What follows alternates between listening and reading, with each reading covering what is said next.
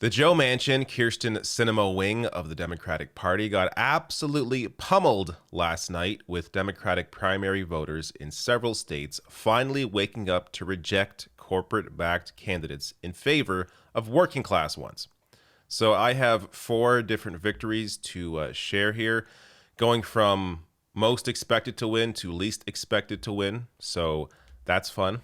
Let's start here with Charles Booker, who easily won with 73% of the vote in this Democratic primary. He didn't really have any competition this time, so he ran 2 years ago against Amy McGrath. McGrath was the Democratic corporate-backed candidate.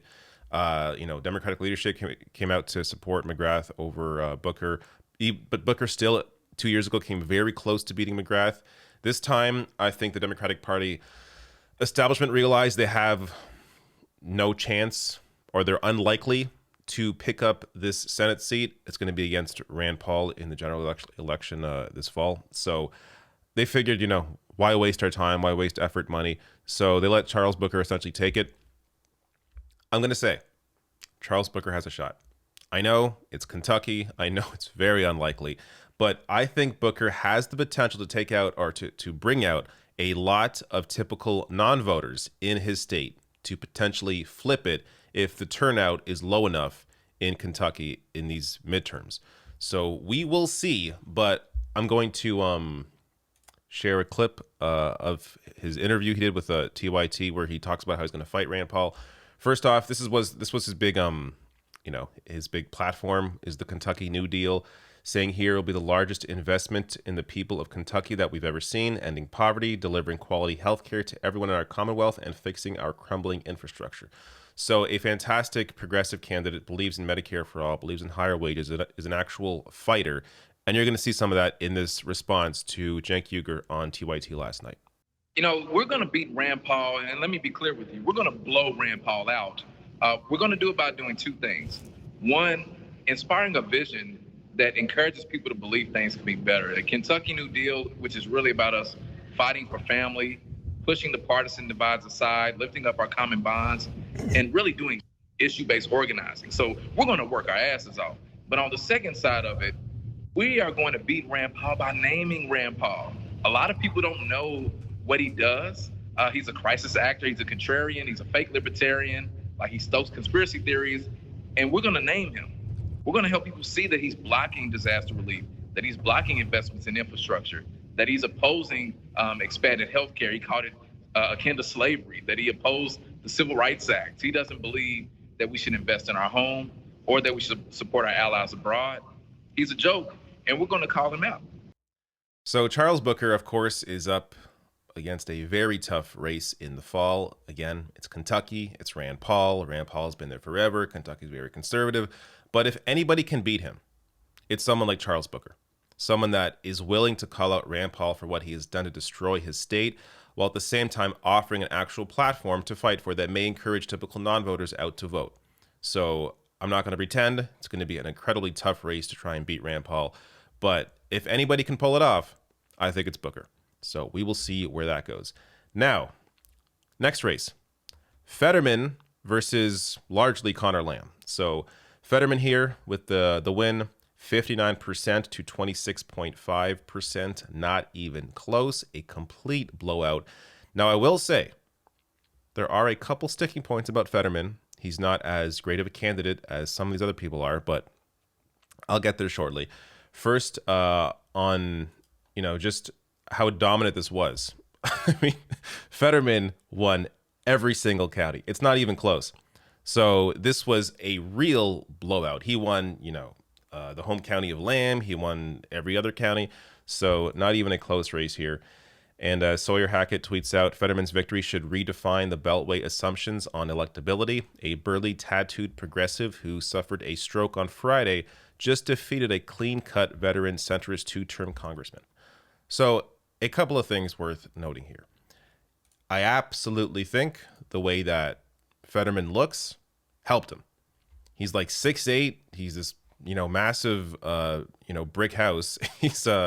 He's looks very different. He doesn't wear a suit and tie. He wears basketball shorts and hoodies. So I think that, and because that's who he is and he isn't playing a part, That helped to his authenticity. Voters want, regardless of party, they want people that are more, or politicians that are more authentic, less, polished, less fake. So that is what Fetterman brought. On top of that, you have somebody who has already won statewide as lieutenant governor, so it's not like he was completely unknown. He was already sort of a known quantity within the state. He had been mayor before in another city, so he was not out of nowhere. Because name recognition, of course, another major piece for any candidate trying to win, but especially progressives who don't have the kind of money behind them that these corporate candidates normally have. But because Fetterman had the name behind him, he was able to raise a lot of small dollar donors to compete against Lamb, and ultimately raised enough money to really make it not even a that much of a money race. So it was good to see that, but also just worth mentioning here. This framing all the time from these people in Washington. Connor Lamb is not centrist. He is a conservative. He is a corporate tool. He is a pro-corporate lawmaker. That's what he is. So this idea of centrist or moderate, whenever you hear, whoever it is in the mainstream press write this or say this, they are telling you that these are people that get paid by corporate PACs and do what the corporate PACs want them to do. That's what this means. And we have another example of that actually here in this breakdown from Vanity Fair, saying, notably, Lamb initially butted up to Joe Manchin, a moderate, again, not a moderate, a corporate conservative, if there ever was one, before seemingly distancing himself after the West Virginia senator scuttled a series of critical Democratic priorities. Fetterman cast his few endorsements as a positive, not a detriment. Unlike Lamb, Fetterman had garnered a national profile during the George Floyd protests and displayed savvy on social media, which he translated into name recognition and fundraising dollars. His pitch, "I won't be another Manchin in the Senate." Fetterman's campaign has described him as a Democrat with a backbone, perhaps a nod to Republicans' well-worn dismissal of Joe Biden as spineless. So Fetterman's, basically his main talking points here were that I'm not Joe Manchin. He said in interviews that he would not vote like Joe Manchin. He thinks Joe Manchin was tanking the Biden agenda, and he's right to say that. So calling that out is a popular thing to do. Also, Fetterman pushing his two big issues, really, from what I saw, pushing a raise in the minimum wage to $15 an hour, being specific on that, and also being pro legalization of cannabis. So those two things, incredibly popular. He realized that, and politically very popular to attack or critique at least Joe Manchin. So that's what he did. While at the same time, this is where we get to one of the issues with Fetterman, being very pro-Israel. So because he was so pro-Israel, this interview is absurd in how bad it is, how bad it makes Fetterman look. But because he did this, it helped him in the sense that he did not have that money spent against him that other candidates, like I'll get to in a minute here, Summer Lee did. So because Summer Lee came out as, recognizing the human rights of Palestinians, a terrible thing to do apparently in politics, because she did that, a ton of money, a ton of, AIPAC, Democratic Majority for Israel, all this conservative garbage money poured into the race against her, cutting down her, I'll get to her race in a second here, but cutting down her lead to make it a competitive race. Fetterman didn't do that, stayed away from the issue, or not stayed away, but, leaned in to support Israel, and he did not have to worry about all that money coming in. Now, in terms of what he will do with power, that's what I want to see. So, not saying that he's lying here, he's very pro-Israel in this piece, but it is definitely it appears to be more of a political move simply because he was very silent, completely silent on this topic up until this race. Telling me he doesn't really have, long-held beliefs here. So there is a potential that he's movable, but I don't want to pretend, that he's good on this issue. He's not. He's terrible, but he's just as bad as Connor Lamb is on this issue. On every other issue, the vast majority of other issues, he is much better than Connor Lamb. So actually worth mentioning, fracking as well. So Fetterman used to be for a ban on fracking. Now he is not. Fracking, a industry that exists in Pennsylvania, so I'm sure he was afraid of some of that money as well. But we will have to see what he does with power if he wins, and he has to go up against either Dr. Oz or McCormick. So right now that race is still going on. It is very close. We will get a result there shortly, but I think he has a pretty good shot, regardless of who wins that GOP primary. So we will see where all that goes. Now, next race, Summer Lee with the lead still. Good. So, these things can update as I'm recording this, so you never know what happens. But Summer Lee here, this is for House District 12 in Pennsylvania, with 41.7% to 41.3%, a difference of 446 votes, showing you every vote matters. Now, votes are still coming in, but for the most part, Lee has been gaining since the beginning of the counting. So she was down last night at one point at the beginning by like 20 points and came back incredibly to now be the leader here. Now, initially in polling, she was very ahead in this race until all that money poured in against her.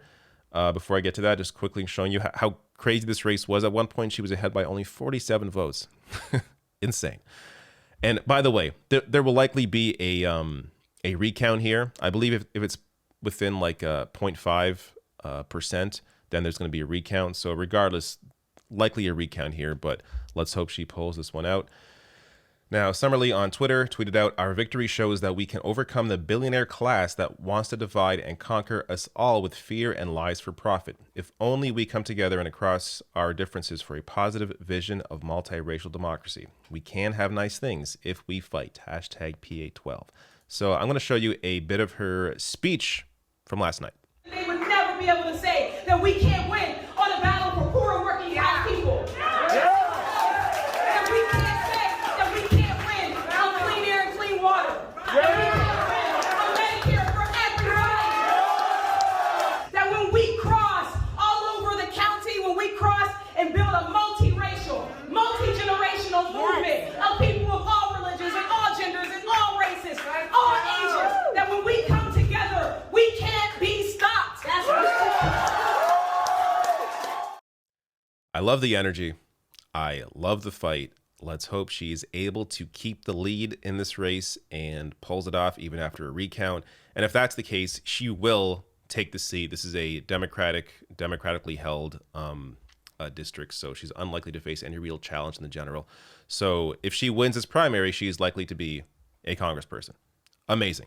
Now, on the money point, as I was mentioning earlier, this is what changed the race. So this race wasn't even close. Summer Lee was way out ahead like months ago until this big money, this pro-Israel lobby, came in to try and defeat her. So this is a piece from Sludge. I'll link to it. I linked to all my sources below the video, so it goes into a lot of detail here. But as they write, pro-Israel lobby spends big to defeat progressive Summer Lee. Nearly $3 out of $4 backing Lee's Democratic primary opponent, Steve Irwin, came from the American Israel Public Affairs Committee, or super PACs deeply tied to it.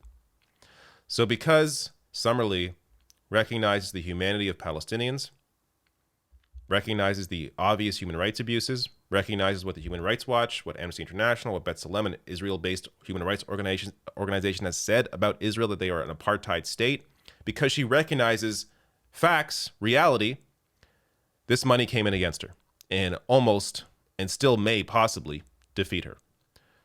It is absolutely disgusting. Showing you again, the idea of calling someone like Steve Irwin here a moderate or a centrist is absurd. He is a conservative. When you have this kind of money spent in your favor for a very conservative, disgusting issue, then you are a conservative. So that's what happened here. Now, also worth mentioning, Irwin is a union avoidance lawyer. So not only, this guy is a Republican. He worked for Republicans. He worked for a Republican senator as a staffer. Union avoidance lawyer, and $3.4 million spent against Summer Lee by organizations affiliated with the powerful pro-Israel advocacy group. So there you go. And still Summer Lee at this point appears like she's going to win this race. But of course, I can't definitely say that until it actually happens.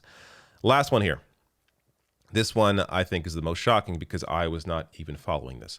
This is Jamie McLeod Skinner right now winning in her race against Kurt Schrader. Kurt Schrader is a sitting Democratic congressman. He is a terrible Democratic congressman, but he is a sitting one, meaning Skinner here about to defeat an incumbent out of nowhere and with a massive lead, 61.3% to 38.7%. Now, only 48% right now reporting in. We will see when the rest of the votes come in if it changes all that much. But my goodness, this will be a massive victory if McLeod Skinner can hold on to it. So Schrader is as I said, terrible Democrat. More on that here. A Schrader loss would be stunning. The incumbent pulled in $2 million in outside super PAC support, half of it from the pharmaceutical industry he served in Congress, compared with McLeod Skinner's roughly $340,000 from the Working Families Party and Indivisible. Adding in his own spending, Schrader outspent his opponent 10-1 and will likely still lose. Schrader, whose opponent dubbed him the Joe Manchin of the House, joined last year with Representative Josh Gottenheimer to push for decoupling the bipartisan infrastructure bill from the Build Back Better Act and cast the deciding vote in the Energy and Commerce Committee to kill prescription drug price reform. Nevertheless, he had the endorsement of both President Joe Biden and House Speaker Nancy Pelosi. So can you see why a victory here by McLeod Skinner would be so massive? You have here an incumbent in Schrader backed by Joe Biden and Nancy Pelosi and backed by the pharmaceutical industry, which he, of course, then used to kill the prescription drug price reform. Defeating someone like this would be amazing. And another potential vote here for bills in the future that actually help people.